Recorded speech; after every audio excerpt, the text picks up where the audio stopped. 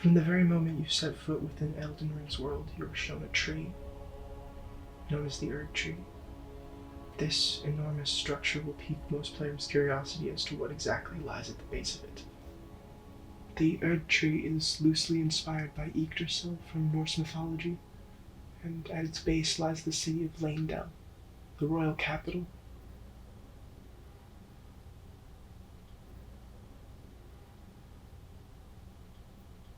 When looked at in isolation, these towering monuments don't simply symbolize the sum of their parts.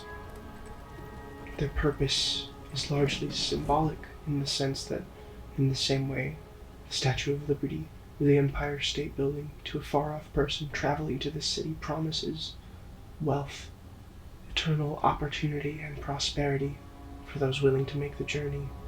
The Erd Tree symbolizes boundless gold and eternal life to all those who follow its queen, Queen Marika. And yet, something about this city is sick. To someone just passing through, you might not even see it, but the way its soldiers just stand around dejectedly, purposelessly guarding things they probably have long forgotten the original intent of. Its gold is overwhelming and sickly, so brilliantly full of light that even the sun itself pales in comparison.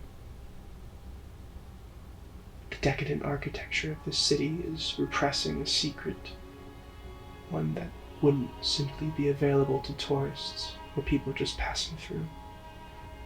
A sculptor once glimpsed one such repression in Queen Marika herself. This game is explicitly queer in the sense that many of its gods and demigods take both male and female form throughout their lives, arguably transgender or gender fluid depending on your point of view. Its maternal figure of bounty and life and gold, with her long flowing hair, Queen Marika, the leader, the diplomat, was in fact the same person as Radagon, the red-haired warrior and champion who had conquered her enemies for her. And yet this fact is hidden, a deep secret, and only one of many.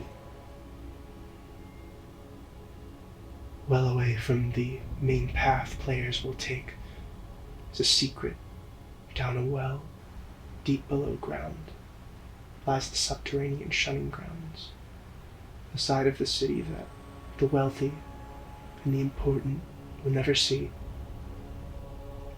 filled with people who the eternal life and the grace of the Golden Order is not given to. These people are known as the Omen, and their imprisonment and persecution is no fault of their own. They simply bear a resemblance to a race of people which once opposed Marika, who were ruthlessly culled. The majority of omens who are not of royal birth have their horns painfully cut off and excised, which few survive. And yet, once again, they simply bear scars from a war they did not wage.